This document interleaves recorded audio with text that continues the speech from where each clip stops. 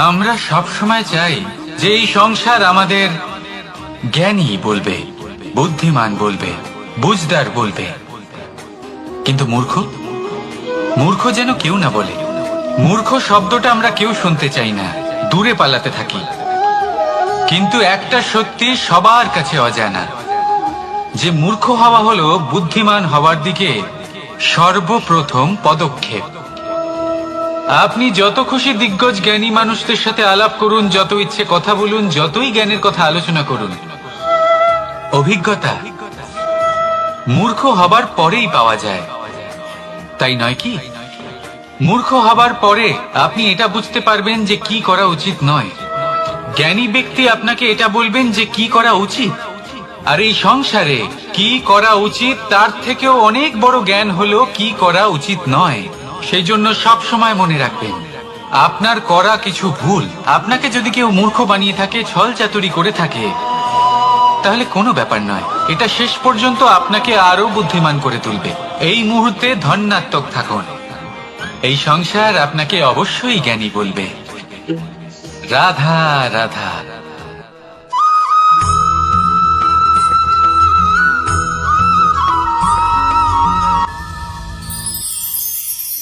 সময়, কথায় আছে আমাদের জীবনের প্রত্যেক মুহূর্ত স্বর্ণর মতো হয়। এবার হয় আমরা একে নিজেদের কাছে রাখতে পারি, বা একে আমরা চলে যেতে দিতে পারি।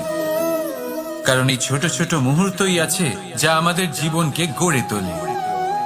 এখন এই জীবন কেমন হবে তা আমাদের উপর নির্ভর করে। যদি আপনি একটা মুহূর্তের যত্ন না নেন, যদি আপনি এক মুহূর্ত ভালো না বাসেন, যদি আপনি এক মুহূর্ত স্নেহের আনন্দ না উপভোগ করতে পারেন, তাহলে দেখতে দেখতেই আপনার সমস্ত সময় নষ্ট হয়ে যাবে, আপনি জানতেও পারবেন না। অর্থাৎ এই সময় স্বর্ণ হতে পারে না। তবে আমরা একে স্বর্ণ বানিয়ে নিতে পারি আমাদের চেষ্টার মাধ্যমে। এই সময় শুধু একটি লাঙল যা মাটির সাথে লড়াই করতে পারে, আর কিছু না। একটা অত্যন্ত গুরুত্বপূর্ণ কথা মনে রাখবেন, আপনার কাছে শুধু সময় আছে।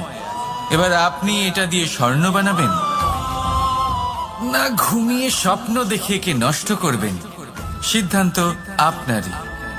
রাধা রাধা।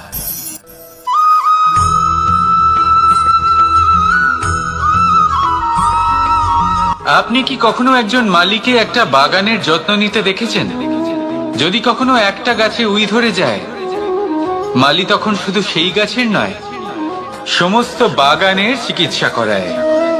আপনারা হয়তো বলবেন, এ কেমন মূর্খতা, যখন উই একটা গাছে লেগেছে সমস্ত বাগানের চিকিৎসা কেন করাতে হবে?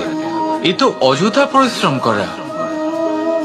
কিন্তু মালি খুব ভালো করে জানে যে উই হয়তো একটা গাছে লেগেছে, কিন্তু তা সমস্ত বাগানকে নাশ করে দিতে পারে। এবার মালির এই শিক্ষা, এই জ্ঞান অন্য অনেক জায়গাতে প্রযোজ্য। এই সংসারে আমরা শুধুমাত্র নিজের পরিবারের কথাই চিন্তা করি, তাদের যত্ন নিই, চেষ্টা করি যেন তারা ভালো থাকেন, সুখে থাকেন। আর সেই সময় এই সমাজের কিছু বিরোধী মনোভাব এই সমাজকে গ্রাস করে ফেলে, এই সমাজকে নষ্ট করে ফেলে। কিন্তু আমাদের নজর শুধু আমাদের পরিবারে থাকে। সেই জন্য যখন কথা ওঠে রাষ্ট্রের, দেশের, তখন তার জন্য সিদ্ধান্ত নিতে হবে, তখন তার জন্য ত্যাগ করতে হবে।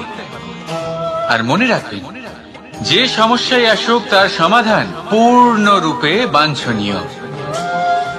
এই সংসারে প্রত্যেক ব্যক্তি যদি নিজের পরিবারেরও খেয়াল রাখেন এবং সমাজেরও খেয়াল রাখেন এবং সঠিকভাবে এই দেশেরও খেয়াল রাখেন, তবেই এই দেশ সম্পন্ন হতে পারবে। তাহলে আপনিও সেই প্রয়াস করুন, আর আমার সাথে ভালোবেসে বলুন, রাধা রাধা।